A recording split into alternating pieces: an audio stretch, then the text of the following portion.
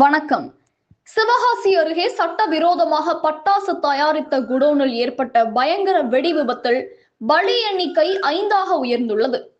நேற்று சம்பவ இடத்தில் 4 பேர் உயிரிழந்த நிலையில் சிகிச்சை பெற்று வந்த தொழிலாளி சிகிச்சை பலனின்றி உயிரிழப்பு.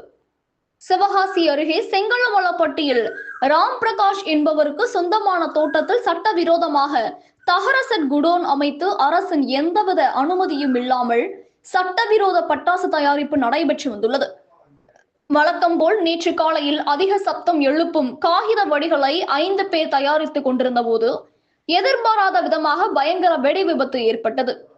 வெடி விபத்தில் தகர செட் உரிமையாளரான செங்கலமலப்பட்டியை சேர்ந்த ராம் பிரகாஷ் வயது 32, நாராயணபுரத்தை சேர்ந்த பாண்டித்துறை வயது 35, மீனம்பட்டியைச் சேர்ந்த இன்னாசிமுத்து வயது 42, அவரது சகோதரர் ஐயப்பராஜா வயது 38 ஆகிய 4 பேர் சம்பவ இடத்திலேயே உயிரிழந்த நிலையில் 90% தீக்காயமடைந்த குடோன் உரிமையாளர் ராம் பிரகாஷின் அண்ணன் ராமச்சந்திரன் வயது 40 விருதுநகர் அரசு மருத்துவக் கல்லூரி மருத்துவமனையில் சிகிச்சை பலனின்றி உயிரிழந்தார்.